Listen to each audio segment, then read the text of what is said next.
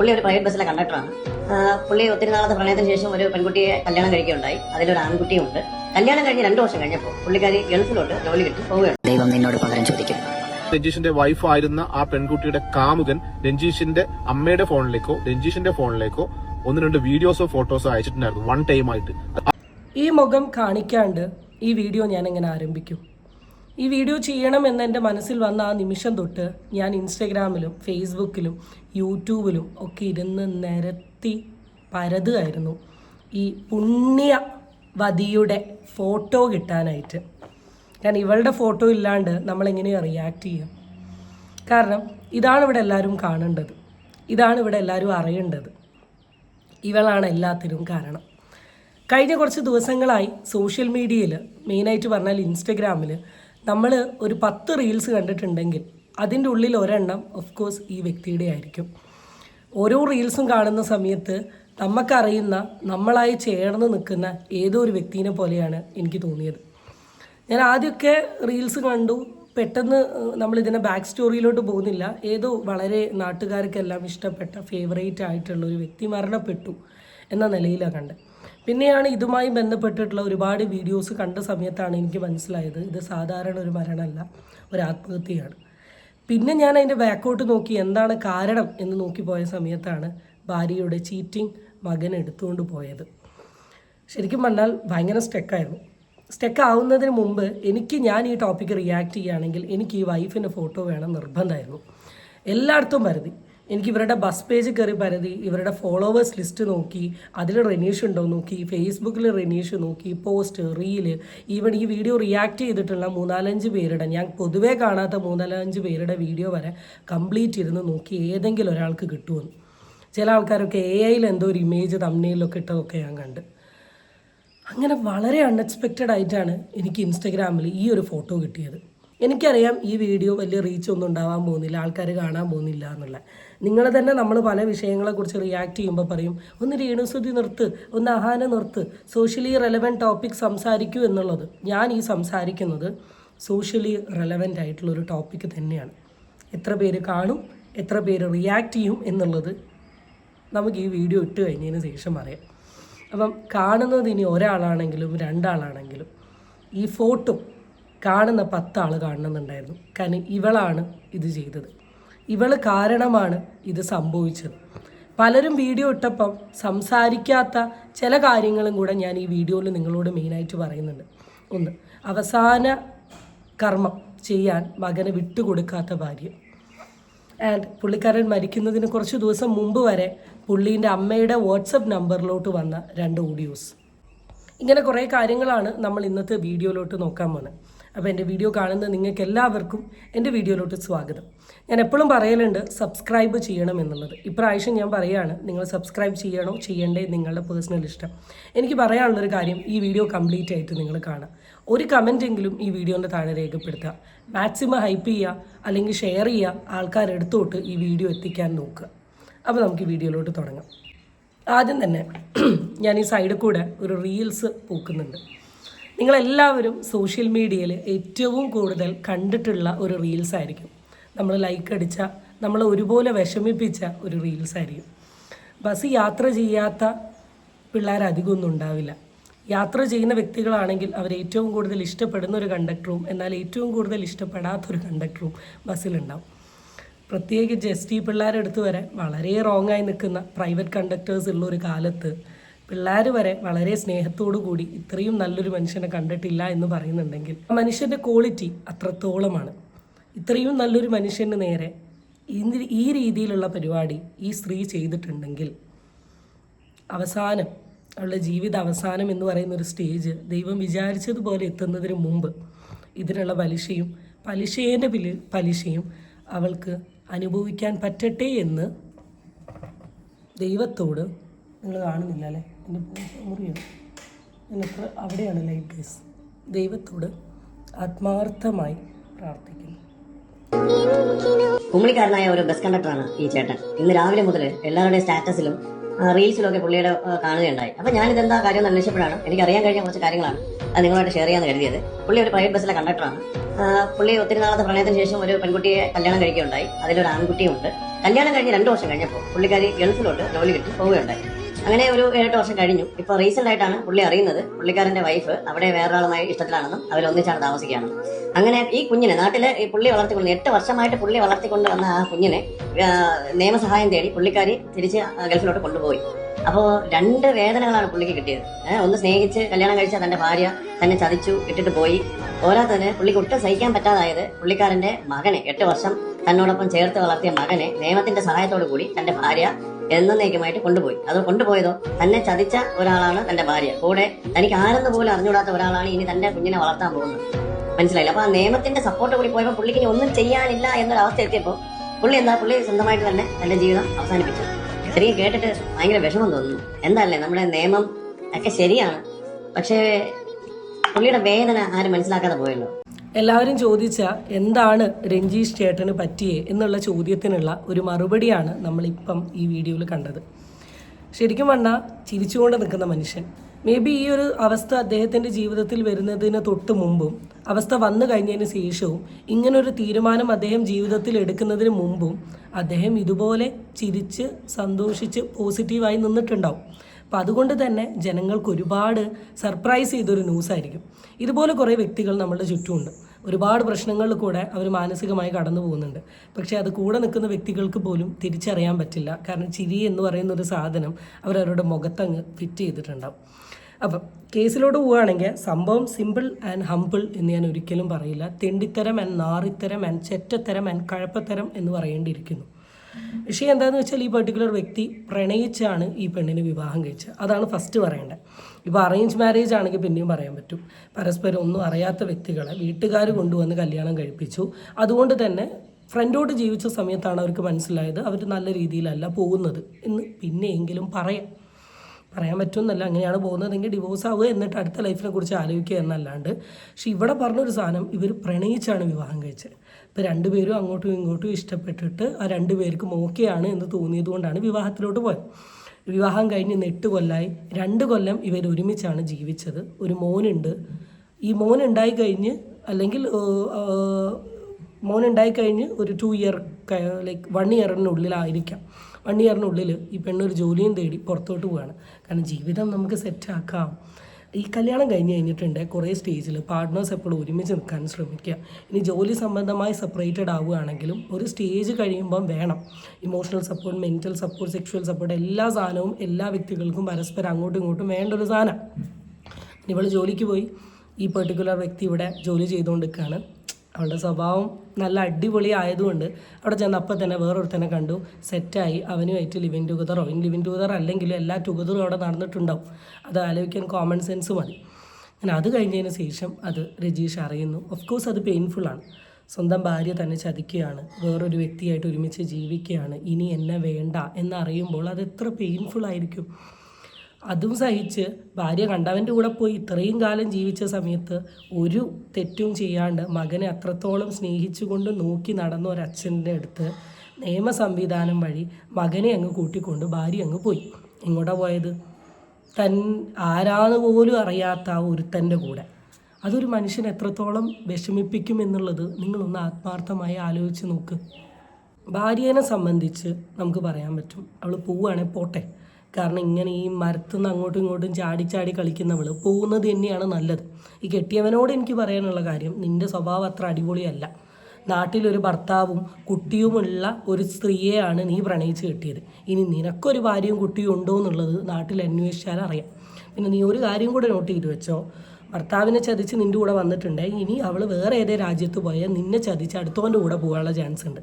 അതുകൊണ്ട് നീ എവിടെയൊക്കെയാണോ പോകുന്നത് അവിടെയൊക്കെ ഇവളെയും കൂട്ടിക്കൊണ്ട് പോകുന്നതാണ് നല്ലത്. കാരണം അതാണ് കുട്ടിയുടെ സ്വഭാവം. ആൻഡ് ആ മകനോട് എനിക്ക് പറയാനുള്ളത്, നീ ഏറ്റവും വൃത്തികെട്ട കരങ്ങളിലാണ് എത്തിയത്. നമ്മളെപ്പോഴും പറയും ലോകത്തിൽ ഏറ്റവും സേഫസ്റ്റ് ഹാൻഡ് ഏതാ ചോദിച്ചാൽ അമ്മയുടെ കയ്യാന്നാണ് പറയുക. പക്ഷെ ഇവനോട് എനിക്ക് പറയാനുള്ളത്, ലോകത്തിൽ ഏറ്റവും നീചയായ സ്ത്രീയുടെ അടുത്താണ് നീ എത്തിയത്. നിനക്ക് 18 വയസ്സ് ചെയ്യുന്ന സമയത്ത് നീ ഈ വീഡിയോ കാണാനിടയാവുകയാണെങ്കിൽ മോനെ, എനിക്ക് നിന്നോട് പറയാനുള്ളത്, നീ അവരുടെ അടുത്തുനിന്ന് പോകണം. ഒരിക്കലും അവരോട് ജീവിക്കരുത്. പിഴച്ച് നടക്കുന്നൊരു സ്ത്രീയാണ്. നിനക്ക് നല്ല ഫാമിലി അവിടെ ഉണ്ടാവും നിന്നെ നോക്കിക്കൊണ്ട്. അത് നീ എന്തെങ്കിലും മനസ്സിലാക്കുന്നതാണ് എനിക്ക് മകനോട് പറയാനുള്ളത്. കാരണം പറഞ്ഞു പോവുകയാണ്. കാരണം ഈ വ്യക്തിയുടെ അവസ്ഥ ആലോചിച്ചിട്ട് ഇപ്പോൾ അവൾക്ക് അവൻ്റെ കൂടെ ജീവിക്കണം എന്നാണ്. ഓക്കെ ഫൈൻ, ജീവിക്ക്. എന്തിനാണ് ആ മനുഷ്യൻ ഇല്ലാണ്ടാക്കിയിട്ട് പോയത് എന്നൊരു ചോദ്യമാണ് വന്നത്. പിന്നെ അവളോട് എനിക്ക് പറയാനുള്ളത്, ഇതിലും നല്ലത് ആണ് ചേച്ചി, സത്യം പറയാണ്, സത്യം. എന്ത് കിട്ടി? എന്താണ് ഈ ഇവനേക്കാൾ കൂടുതൽ അവനിൽ കണ്ടത്? ഗൾഫ് പോയപ്പം കുറച്ച് സ്റ്റാറ്റസ് കൂടിയത് കൊണ്ടാണോ, കുറച്ച് ജോലി കൂടിയത് കൊണ്ടാണോ, വസ്ത്രം കുറച്ച് മോഡേൺ ആയത് കൊണ്ടാണോ? എടാ, ക്യാരക്ടർ നീഡ്സ്. വസ്ത്രം എവിടെ നിന്നും ഉണ്ടാക്കാം, മോഡേൺ എവിടെ നിന്നും ഉണ്ടാക്കാം, പൈസയും അധ്വാനിച്ചുണ്ടാക്കാം, സ്വഭാവം വേണം. ഇന്ന് ഈ മനുഷ്യൻ്റെ ഈ ഒരു കാര്യം ഇത്രത്തോളം ഇൻസ്റ്റഗ്രാം എന്ന് പറയുന്ന ഒരു പ്രൊഫൈൽ ഡിസ്കഷൻ ആയിട്ടുണ്ടെങ്കിൽ അത് ആ മനുഷ്യൻ്റെ ക്വാളിറ്റിയാണ്. ഓക്കെ, ഡയമണ്ട് കയ്യിൽ വെച്ചിട്ട് അപ്പുറത്തെ പറമ്പിലുണ്ടായിരുന്ന ചെമ്പ് തെരഞ്ഞു പോയ അവസ്ഥയാണ് നിൻ്റെ. നീ അതിനുള്ളത് അനുഭവിക്കൂടി. ആൻഡ് ടു ദ കോടതിൻ്റെ കേസിൽ എനിക്കറിയാം, കോടതിക്ക് അവരുടേതായ റൂൾസ് ആൻഡ് റെഗുലേഷൻസ് ഉണ്ട്.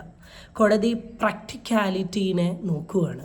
കോടതി കരുതിയിട്ടുണ്ടാവും കുട്ടിക്ക് 18 വയസ്സായിട്ടില്ല, 18 വയസ്സാവുന്നത് വരെ കുട്ടി നിൽക്കേണ്ടത് അമ്മേൻ്റെ തണലിലല്ലേ. അങ്ങനെയാണ് ഈ 6 കൊല്ലം അമ്മ ഏത് തണലിനുള്ളിലായിരുന്നു എന്ന് കോടതി നോക്കിയില്ലേ?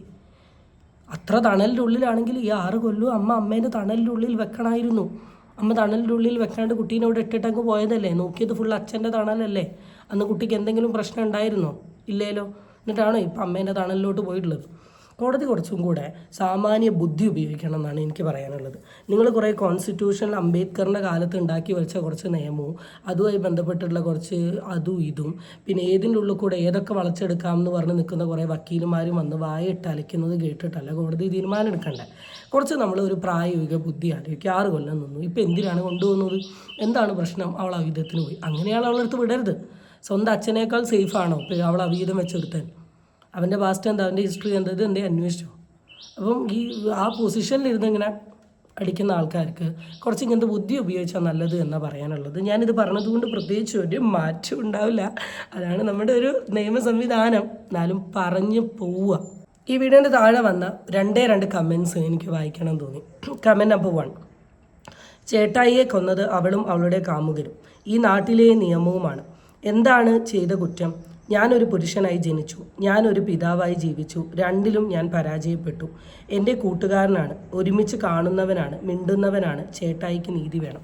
ഇത് പുള്ളീൻ്റെ ഏതോ ഒരു സുഹൃത്ത് ഇട്ടിട്ടുള്ളൊരു കമൻറ്റാണ്. പുള്ളി ചോദിച്ചത് കറക്റ്റ് ഒരു ചോദ്യമാണ്. ഇന്നത്തെ ഓൺലൈൻ മീഡിയയിൽ എത്ര മീഡിയക്കാർ ഈ വിഷയത്തെക്കുറിച്ച് എടുത്തു വെച്ച് സംസാരിച്ചു? ഇതേ സെയിം സിറ്റുവേഷൻ ഒരു പെണ്ണാണ് അനുഭവിച്ചതെങ്കിൽ ഏഷ്യാനെറ്റ്, മാതൃഭൂമിയും റിപ്പോർട്ടറും എല്ലാ കുന്തത്തിലും ഇതൊരു ന്യൂസായേനെ. വുമൺ കമ്മീഷനും ഇനി അല്ലാത്ത കമ്മീഷനും ഒക്കെ ഇറങ്ങും. മെൻ കമ്മീഷൻ എന്ന് പറയുന്ന ഒരു സാധനം രൂപീകരിച്ചിരുന്നു. മെന്നിന് വേണ്ടി ഏറ്റവും കൂടുതൽ ഘോര സംസാരിച്ചിരുന്ന ഒരു വ്യക്തി ഉണ്ടായിരുന്നു, എന്താ രാഹുൽ ഈശ്വർ. ഇതൊന്നും കാണുന്നില്ലേ? ബസ്സിൽ തോണ്ടിയ സവാദിനെ മാലയിട്ടാക്കുന്നതിന് പകരം ഇതിന് നടക്കണം. സ്ത്രീകൾക്കുള്ള നിയമത്തെ അടിച്ച് അമർത്തി പുരുഷന് വേണ്ടി നടക്കുന്നതിന് പകരം പുരുഷന് നീതി കിട്ടിയിട്ടുള്ളൊരു കേസിന് പുരുഷന് നീതി കിട്ടാൻ വേണ്ടി നടക്കണം. അങ്ങനെ നടക്കുമ്പോഴാണ് ഈ കമ്മീഷനൊക്കെ ഉപകാരം ഉണ്ടാവുക. അടുത്തൊരു കമൻറ്റ്: യാത്രക്കാരോട് ഇത്രയും നല്ല മര്യാദയോടുകൂടി സംസാരിക്കുന്നൊരു കണ്ടക്ടർ. ST പൈസ എടുക്കുന്ന കുട്ടികളോടാണെങ്കിലും ആ ചിരിയും നല്ലൊരു സൗഹൃദവും സംഭാഷണവും. ഇത് ഞാൻ എടുത്തു പറയാനുള്ള കാര്യം എന്താണെന്ന് വെച്ചാൽ, പണ്ട് നമ്മൾ പോകുന്ന സമയത്ത് നമ്മൾ കുറേ ST കണ്ടക്ടർമാരെയൊക്കെ കാണും. റീസെൻ്റ്ലി ഞാൻ ബസ്സിൽ യാത്ര ചെയ്യുന്ന സമയത്ത്, ഞാൻ പഠിച്ചുകൊണ്ടിരുന്ന സമയത്ത് കണ്ടക്ടറായിരുന്ന ഒരു ചേട്ടൻ ഇപ്പോൾ ഒരു ഇച്ചിരി വയസ്സൊക്കെ ആയിട്ട് വണ്ടിയിൽ കയറി വന്നു. അപ്പോൾ തന്നെ ഞാൻ പറഞ്ഞു, ഞാൻ പോയ സമയത്ത് ഇയാൾ ക്രൂരനായിരുന്നു. പല ST കുട്ടികളുടെ അടുത്തും പലരും വളരെ മോശമായി പെരുമാറുന്നത് ഞാൻ കണ്ടിട്ടുണ്ട്. ഞാൻ ഇപ്പോഴത്തെ പിള്ളേരുടെ അടുത്ത് എനിക്ക് ഒരു പേടിയുമില്ല. കാരണം 1 പറഞ്ഞാൽ 10 പറയുന്ന പിള്ളേരാണ്. പക്ഷെ നമ്മൾ പഠിച്ച സമയത്തൊക്കെ നമ്മൾ കുറച്ചും കൂടെ ഭയങ്കര സൈലൻ്റ് ആയിരുന്നു. ഇപ്പം ST പിള്ളേരുടെ അടുത്തും കാരണം നമ്മൾ ബസ് കയറുന്ന സമയത്ത്, അല്ലെങ്കിൽ നമ്മൾ കയറിക്കൊണ്ടിരിക്കുന്ന ബസ്സിൽ നമുക്ക് വീണ്ടും കയറാൻ തോന്നുക കണ്ടക്ടർ ഇങ്ങനെ ബിഹേവ് ചെയ്യുന്നു എന്നതിലാണ്, ഡ്രൈവറേക്കാൾ കൂടുതൽ. ചിലപ്പം ഇതിപ്പോൾ കുമളി എന്ന് പറയുന്ന ഏരിയ ആയതുകൊണ്ട് തന്നെ അവിടെ ഒരുപാട് ബസ്സൊന്നും ഉണ്ടാവില്ലായിരിക്കും. ചിലപ്പോൾ ഈ ഗവിയൊക്കെ പോലെ 1, 2, 3 ബസ് എനിക്കറിയില്ല, എനിക്ക് ഏരിയനെ കുറിച്ച് അറിയില്ല. But I am just doing A random guess. അപ്പോൾ ഒരു 1, 2 ബസ്സാണെങ്കിൽ തന്നെ അതിലുള്ള ഡ്രൈവറും കണ്ടക്ടറുമായിട്ട് ചിലപ്പോൾ ആ യാത്ര ചെയ്യുന്ന ആൾക്കാർക്കൊക്കെ നല്ലൊരു ബോണ്ടിങ് ഉണ്ടാവും.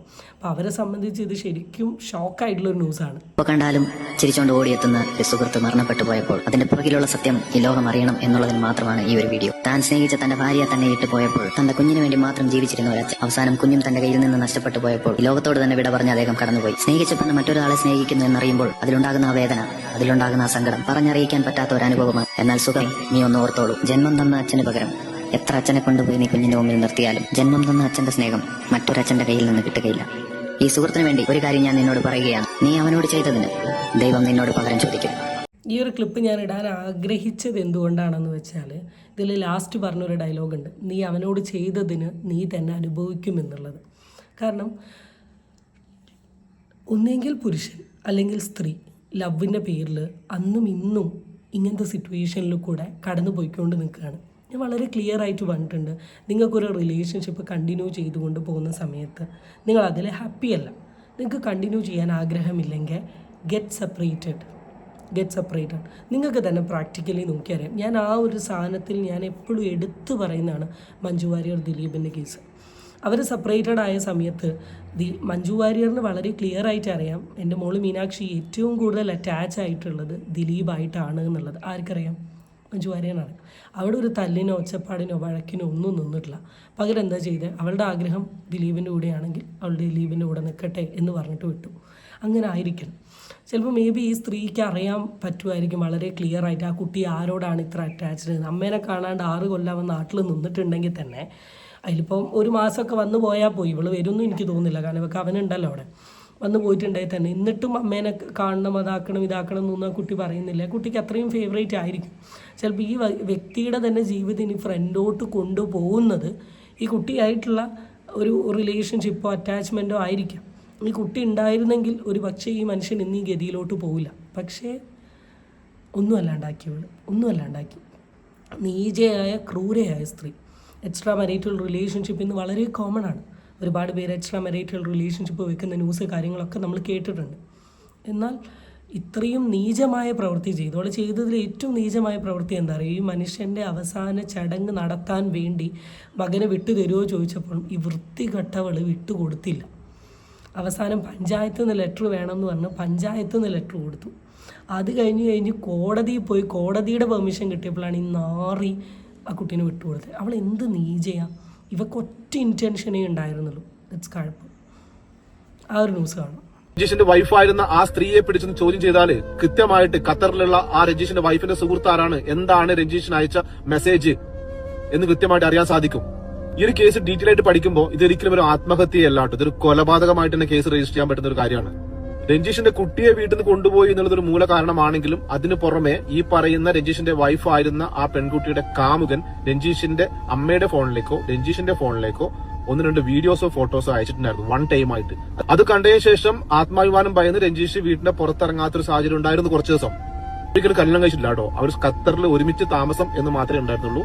അവർ ഒഫീഷ്യലായിട്ട് അവർ വിവാഹം ചെയ്തിട്ടുണ്ടായിരുന്നില്ല. ഇതൊക്കെ സാക്ഷ്യപ്പെടുത്തുന്നത് ഈ വിഷയവുമായി ബന്ധപ്പെട്ടുകൊണ്ട് രഞ്ജീഷിനെ സഹായിച്ചുകൊണ്ടിരുന്ന അദ്ദേഹത്തിന്റെ സുഹൃത്തുക്കളാണ്. ദയവ് ചെയ്ത് മുഖ്യധാര മാധ്യമങ്ങളും സോഷ്യൽ മീഡിയയും ഈ വിഷയം ഏറ്റെടുക്കണം. ഇതിനകത്തിന്റെ സത്യം എന്താണെന്ന് തെളിയണം. അവന്റെ വൈഫായിരുന്ന ആ സ്ത്രീക്ക് കണ്ണിച്ചോരയില്ല എന്നുള്ളത് ഇന്നലെ ആ നാട്ടുകാരും ആ വീട്ടുകാരും മനസ്സിലാക്കിയാണ്. എന്തുകൊണ്ട് വെച്ചാൽ രഞ്ജീഷിന്റെ അവസാന അന്ത്യകർമ്മങ്ങൾക്ക് വേണ്ടി ആ മകനെ വിട്ടുകിട്ടാൻ വേണ്ടി നാട്ടുകാരും വീട്ടുകാരും പോയപ്പോ വിട്ടുകൊടുക്കില്ല എന്ന് പറഞ്ഞ ഒരു സ്ത്രീയാണ്. അവസാനം നാട്ടുകാരുടെ സമ്മർദ്ദം കൂടിയപ്പോ പഞ്ചായത്തിന് ഒരു എഴുത്ത് കൊണ്ടുവന്നാൽ വിടാം എന്ന് പറഞ്ഞു. പഞ്ചായത്തിന് എഴുത്ത് കൊണ്ടുപോയപ്പോഴും വിട്ടില്ല. അവസാനം ആ നാട്ടുകാർക്കും ബന്ധുക്കൾക്കും കുടുംബ കോടതി പോകേണ്ടി വന്നു. കുടുംബ കോടതിയിൽ നിന്ന് 5 മണിക്കൂർ ആ കുട്ടിയെ വിട്ടുകിട്ടാനുള്ള ഓർഡർ കിട്ടിയ ശേഷമാണ് അവർ ആ കുട്ടിയെ വിട്ടുകൊടുക്കുന്നത്. സ്വന്തം അച്ഛന്റെ അന്ത്യകർമ്മങ്ങൾ ചെയ്യാനുള്ള ഒരു മകന്റെ അവകാശത്തെയാണ് അവർ ഇല്ലാണ്ടാക്കാൻ ശ്രമിച്ചത്. ഒരു വിഷയത്തിലും ഒരു ഫോളോ അപ്പ് ഇവിടെ ചെയ്യാറില്ല, അങ്ങനെ ശീലമില്ല. പക്ഷെ ഈ ഒരു വീഡിയോ ഞാൻ കട്ട് ചെയ്തിട്ടാണ് വെച്ചത്. ഇതിന് താഴെ ഭാഗങ്ങളിൽ ആ കുട്ടി ഇവന് വേണ്ടി ചെയ്യുന്ന ചടങ്ങ് കണ്ടു. ശരിക്കും കണ്ട സമയത്ത് ഭയങ്കര സങ്കടം തോന്നി. ഞാൻ ഈ വീഡിയോ റിയാക്ട് ചെയ്യാനുള്ള എൻ്റെ ഒരു മെയിൻ റീസൺ ഇതാണ്. കാരണം പല വ്യക്തികൾ ഈ വീഡിയോ റിയാക്ട് ചെയ്ത് യൂട്യൂബിലിട്ടെങ്കിലും ഈ ഒരു പീസ് ആരും ചെയ്തിട്ടില്ല. ഈ ഒരു പീസ് എനിക്ക് തോന്നുന്നു ആരുടെയും കണ്ണിലോ ശ്രദ്ധയിലോ പെട്ടിട്ടില്ല. ഇതിലാണ് ഈ 2 കാര്യങ്ങൾ. ഒന്ന്, ഇവളുടെ വൃത്തികെട്ട സ്വഭാവം. പണ്ട് ഷെഫീന ബീവി റീസെൻ്റ്ലി ദയാ സുജിത്തുമായി ബന്ധപ്പെട്ട ഒരു വീഡിയോ ഇട്ടിരുന്നു. ആ same video with same statement ആൾ ഈ പെൺകുട്ടീനെയാണ് പറഞ്ഞതെങ്കിൽ 100% കൈ അടിച്ചുകൊണ്ട് എല്ലാവരും ആളുടെ കൂടെ സപ്പോർട്ട് നിന്നേ എന്ന് ഞാൻ പറഞ്ഞു. ഇപ്പോൾ ഈ വീഡിയോ കണ്ട സമയത്ത് എൻ്റെ മനസ്സ് കൂടെ പോയൊരു കാര്യം, എന്ത് വൃത്തികെട്ടവളാടി. ഈ ഓൾറെഡി മറ്റവനെ കല്യാണം കഴിച്ച അവൻ്റെ കൂടെ എൻ്റെ സുഖങ്ങളുമായിട്ട് ഈ അവിടെ ജീവിക്കുകയാണ്. ഈ മനുഷ്യൻ ഇല്ലാണ്ടായി. ആ മനുഷ്യൻ്റെ അവസാന കർമ്മം ചെയ്യാൻ ഈ എന്തുകൊണ്ട് വിട്ടുകൊടുത്തില്ല? എൻ്റെ ഭർത്താവിനെയോ എന്നോടോ വന്നിട്ട് അതിൻ്റെ ചുറ്റും അരിയിടാനോ അല്ലെങ്കിൽ ചടങ്ങോ ചെയ്യാൻ പറഞ്ഞിട്ടില്ല. അദ്ദേഹത്തിൻ്റെ മോന 8 വർഷം അദ്ദേഹം നോക്കിയ മോനെയോ വിളിച്ച്. ഈ ആരാ? ഈ ഒറ്റയ്ക്കാണോ ഉണ്ടാക്കിയത്? ഇനി ചിലപ്പോൾ ഇവളെ പോലെയുള്ളവൾ എന്താ ചെയ്തതെന്നൊന്നും പറയാൻ പറ്റില്ല. ഈ മനുഷ്യനെ ചതിച്ച് വേറെ ആരെങ്കിലും വീട്ടിനുള്ളിൽ വിളിച്ച് കയറ്റി അതിലുണ്ടായമോ ഒന്നും പറയാൻ പറ്റില്ല. കാരണം ഇവളാണ്. അങ്ങനെ എന്തെങ്കിലുമൊക്കെ അവൾ പറഞ്ഞിട്ടുണ്ടാവും. അല്ലാണ്ട് ആ മനുഷ്യൻ ഇത്ര പെയിൻഫുൾ ആവില്ല. ഇത്രത്തോളം നാണം കെട്ടൊരവസ്ഥയായിട്ട് അദ്ദേഹം വീട്ടിൽ നിന്ന് ഇറങ്ങാണ്ട് നിൽക്കുന്ന ഒരവസ്ഥയിലോട് പോവില്ല. കാരണം ഈ ഒരു ഓഡിയോ കേട്ട സമയത്ത് എൻ്റെ വായിൽ നല്ല നല്ല മറുപടികൾ വരുന്നുണ്ട്. പക്ഷെ ഞാൻ എൻ്റെ സ്റ്റാൻഡേർഡ് വിട്ട് എനിക്ക് സംസാരിക്കാൻ തോന്നുന്നില്ല. ഇവളാണിത്. എന്ത് ക്രൂരയായ സ്ത്രീയാണ്. ഞാൻ ഈ ലോകത്ത് കണ്ടതിൽ വെച്ച് ഞാൻ ഇവളുടെ അച്ഛനോടും അമ്മേനോടും പറയാനുള്ളത്, നിങ്ങൾ ഈ ലോകത്തോട് ചെയ്ത ഏറ്റവും വലിയ അനീതിയാണ് ഇവക്ക് ജന്മം കൊടുത്തത്. ഏറ്റവും വലിയ അനീതിയാണ് ഇവക്ക് ജന്മം കൊടുത്തത്. മോനെ, നിൻ്റെ ജീവിതത്തിൽ ഏറ്റവും വൃത്തികെട്ട ഒന്നിനും കൊള്ളൂലാത്ത ഒരു വ്യക്തി ഉണ്ടെങ്കിൽ അത് നിൻ്റെ അമ്മയാണ്. പറയേണ്ടിയിരിക്കുന്നു, പറഞ്ഞു പോകുന്നു. ആൻഡ് ഈ വീഡിയോൻ്റെ തുടക്കത്തിൽ പറഞ്ഞ ഒരു ഓഡിയോ, ചാറ്റ്, ഫോട്ടോ, വീഡിയോ അതെന്താണെന്നുള്ളത് നമുക്കറിയില്ല. പലതും ആവാം. ചിലപ്പോൾ അദ്ദേഹത്തിന് ഭീഷണിപ്പെടുത്തുന്ന എന്തെങ്കിലും ആവാം, നാണം കെടുത്തുന്ന എന്തെങ്കിലും ആവാം, അല്ലെങ്കിൽ ഇവർ മൂന്നാളും കൂടിയുള്ള ജീവിതമാവാം. കുട്ടീനെ കൊണ്ടുപോയിട്ട് കുട്ടി ചിലപ്പോൾ അച്ഛൻ എന്ന് പറഞ്ഞാൽ ഈ രണ്ടാനച്ഛൻ ഈ വൃത്തിയായിട്ട് അവൻ്റെ കൂടെ കറങ്ങി നടക്കുന്നതോ, അല്ലെങ്കിൽ ഇവർ മൂന്നും കൂടെ കറങ്ങി നടക്കുന്നതോ, അല്ലെങ്കിൽ ഇവരുടെ വല്ല പേഴ്സണൽ ഫോട്ടോസോ വീഡിയോസോ ആയിരിക്കും. അത് ഈ വ്യക്തിനെ മനം നൊന്തിട്ടുണ്ടാവും. ഭാര്യ ഈ ഫോട്ടോസും വീഡിയോസും സോഷ്യൽ മീഡിയ പ്രൊഫൈലിൽ ഇടുമ്പം നാട്ടിലുള്ള 10-20 പേര് എടാ നിൻ്റെ ഭാര്യയല്ലേ എന്ന് ചോദിക്കുന്നത് എത്രത്തോളം ആ വ്യക്തിക്ക് ഇൻസൾട്ടഡ് ആയിട്ടുണ്ടാവും. ഇതിലാണ് മനം നൊന്തയെങ്കിലോ സൈബർ സെല്ല് എന്ത് ഫോട്ടോസാണ് എന്ത് വീഡിയോസാണ് ഇവൾ അയച്ചു കൊടുത്തത് എന്നറിയണം. മെയിൻ സ്ട്രീമിലുള്ള ആൾക്കാർ ഈ വിഷയങ്ങളെടുത്ത് സോഷ്യൽ മീഡിയയിൽ സംസാരിക്കണം, ഡിസ്കസ് ചെയ്യണം. എക്സ്പോസർ എനിക്ക് ഈ ഒരു സാധനം കണ്ടപ്പോഴാണ് എനിക്ക് വീഡിയോ ഇങ്ങനെ പറയാൻ എനിക്ക് തോന്നിയത്. കാരണം ഇത്ര മതി ഗൈസ്, എൻ്റെ വായിൽ നിന്ന് എന്തെങ്കിലുമൊക്കെ വീണ് പോകുമെന്ന് എനിക്ക് ഉറപ്പുള്ളതുകൊണ്ട് ഞാൻ നിർത്തുകയാണ്. റീസെൻ്റ്ലി വന്നൊരു വീഡിയോൻ്റെ താഴെ വന്ന കമൻറ്റാണ്, എന്തു പറ്റിയതാണ് എന്ന് 100 കണക്കിന് ചോദ്യങ്ങൾ ഒരു വശത്ത്. കൃത്യമായി പറഞ്ഞാൽ വിഷം കഴിച്ച് ആത്മഹത്യ ചെയ്തു. കാരണം കൂടി പുറം ലോകം അറിയാതെ കുറച്ച് ആദരാഞ്ജലികളിൽ ഒതുങ്ങി നാളെ കൊണ്ട് എല്ലാം മറവിക്ക് വിട്ടുകൊടുത്താൽ അതൊരു നീതികേടായിരിക്കും. ഇവരുടെ ഞാൻ പറഞ്ഞ ബസ്സിൻ്റെ പേജ് തിരഞ്ഞു പോയ സമയത്ത് KK റൈഡേഴ്സ് ഒഫീഷ്യൽ എന്ന് പറയുന്ന ഒരു പേജിലാണ് ആദ്യമായിട്ട് ഈ റീൽസ് വന്നത്. അതിൻ്റെ താഴെ അവർ പിൻ ചെയ്ത് വെച്ചൊരു കമൻറ്റാണ് കേട്ടോ. ചെക്കൻ രാപ്പകൽ നല്ലപോലെ അധ്വാനിച്ച് വണ്ടി പണിയെടുത്ത് ഉണ്ടാക്കിയ കാശിന് സ്വന്തം ഭാര്യയെ ഗൾഫിലേക്ക് അയച്ചു. അവിടെ ചെന്ന് പുതിയ കൂട്ടൊക്കെ കിട്ടിയ ആ മോൾ നിങ്ങൾക്ക് എന്ത് മോള് വേണം ചേർക്കാം. എൻ്റെ വീഡിയോൻ്റെ താഴെ നിങ്ങൾക്ക് എന്ത് കമൻസ് വേണം ഇടാം. ഒരു കമൻസ് ഞാൻ ഡിലീറ്റ് ചെയ്യില്ല. ഇവളുമായി ബന്ധപ്പെട്ട് അതിനി എന്ത് വൃത്തികെട്ട ഡയലോഗാണെങ്കിലും ഞാൻ അവിടെ തന്നെ വെക്കും. കാരണം അവൾ ഈ വീഡിയോ കാണുന്നുണ്ടെങ്കിൽ അവളിത് അർഹിക്കുന്നു. വേറൊരുത്തൻ്റെ കൂടെ പുറത്തു തുടങ്ങി. ഇക്കാലം അത്രവും ഈ പാവം സ്വന്തം കുഞ്ഞിനെ ഒറ്റയ്ക്ക് നോക്കി. അവൻ്റെ ജീവനായിരുന്നു ആ കുഞ്ഞ്. അവൻ ആ കുഞ്ഞിന് വേണ്ടി ഇക്കാലം അത്രയും ജീവിച്ചു. ഒടുവിൽ നിയമപ്രകാരം അവൾ ബന്ധം വേർപ്പെടുത്തി. കോടതി ഉത്തരവിലൂടെ ആ കുഞ്ഞിനെയും നേടിയെടുത്തു. ഒറ്റയ്ക്കായപ്പോൾ അവന് താങ്ങാൻ കഴിഞ്ഞില്ല. ആരോടും ഒന്നും പറഞ്ഞില്ല. വിഷം കഴിച്ച് ജീവൻ ഒടുക്കി. എത്രയല്ലേ ഉള്ളൂ. ഒറ്റ മാധ്യമം പോലും ആ പുന്നാരമോളുടെ ഫോട്ടോ പോലും പുറത്തു വിട്ടില്ല. ഞാൻ ഇന്ന് വരെ നിന്നെ കണ്ടിട്ടില്ല സുഹൃത്തെ. പക്ഷേ ആ താടകയുടെ ഫോട്ടോ കിട്ടിയാൽ ഉറപ്പായും പബ്ലിക്കായി പോസ്റ്റ് ചെയ്തിരിക്കും. സ്ത്രീ എന്ന പ്രിവിലേജ് അതിനൊക്കെ പേടിക്കാൻ പോയാൽ പിന്നെ അതിനെ നേരം കാണുള്ളൂ. പറയേണ്ട കാര്യങ്ങൾ വളരെ വ്യക്തമായി പറഞ്ഞു. ഇങ്ങനൊരു ഫോട്ടോയാണ് ഇതിലിപ്പം വൈറലായിക്കൊണ്ടിരിക്കുന്നത്. അത്യാവശ്യം സോഷ്യൽ മീഡിയയിൽ പോയിട്ടുണ്ട്. നിയമം വരെ ന്യായത്തിനെതിരെ നിൽക്കുന്ന കാലം. നല്ലവനായ ഒരു മനുഷ്യൻ്റെ ജീവിതം ഇല്ലാതാക്കിയ സ്ത്രീയുടെ കൂടെ നിന്ന നിയമവും. ഇതാണിപ്പോൾ ഫോട്ടോ പോയിട്ടുള്ളത്. ആ സെയിം ഫോട്ടോ തന്നെയാണ് എല്ലാ സോഷ്യൽ മീഡിയയിലും സ്പ്രെഡ് ആവുന്നത് കേട്ടോ. അതാണ് ഇവിടെ നിങ്ങൾക്ക് സൈഡ് കൊടുത്തിട്ടുള്ളത്. ഇതാ വേറൊരു ഫോട്ടോ ഞാനിവിടെ കണ്ടു. ആ കുഞ്ഞ് നിൻ്റെ ചോദ്യമുനയിൽ നിർത്താതെ ഇരിക്കട്ടെ. ഇത് കണ്ടിട്ട് രണ്ടുപേരും ഒരുപോലെയാന്ന് തോന്നുന്നു. പണ്ടത്തെ ഒരു ഫോട്ടോ ഇവിടെ കണ്ടാൽ തന്നെ അറിയാം. പിള്ളോസ്കിയാണ് ചേച്ചി, പിള്ളോസ്കി. ചില വാക്കുകൾ സോഷ്യൽ മീഡിയയിൽ പറയാൻ എൻ്റെ മനസ്സെന്നെ അനുവദിക്കുന്നില്ല. അതുകൊണ്ടാണ്. പക്ഷെ എനിക്ക് ഒറ്റ ആഗ്രഹമില്ല, എൻ്റെ വീഡിയോ കാണുന്ന സബ്സ്ക്രൈബേഴ്സ് എനിക്ക് വേണ്ടി ഇതിൽ കമൻറ്റ് ഇട്ടുകൊണ്ട് പലതും പറയണം. അത് വായിക്കുന്ന സമയത്താണ് എനിക്കൊരാശ്വാസം കിട്ടും. കാരണം പബ്ലിക്കായി ഒരിക്കലും എനിക്കിതൊന്നും പറയാൻ പറ്റില്ല. അതുകൊണ്ട് അത്രേ പറയാനുള്ളൂ. ഈ മനുഷ്യന് നീതി കിട്ടട്ടെ. ഇങ്ങനത്തെ ഡാഷ് മക്കളെയൊക്കെ ഫ്രണ്ടിൽ നിർത്തിയിട്ട് കഥ ആക്കട്ടെ. മോനെ രക്ഷപ്പെടുക, 18 വയസ്സാകുമ്പോൾ ഇവളയിൽ നിന്ന്. ഇല്ലെങ്കിൽ ഇവൾ എന്തൊക്കെ ചെയ്യും, ആരുടെയൊക്കെ കൂടും, ഏതൊക്കെ ആളെ നീ അച്ഛാന്ന് വിളിക്കേണ്ടി വരുമെന്നുള്ളത് പറയാൻ പറ്റില്ല. അപ്പോൾ ദാറ്റ്സ് ഇറ്റ് ഗൈസ്. അടുത്ത വീഡിയോ വീണ്ടും കാണാം. Till then it's bye from Amiya unfiltered. Bye. Comment ഇടാൻ മറക്കരുത്.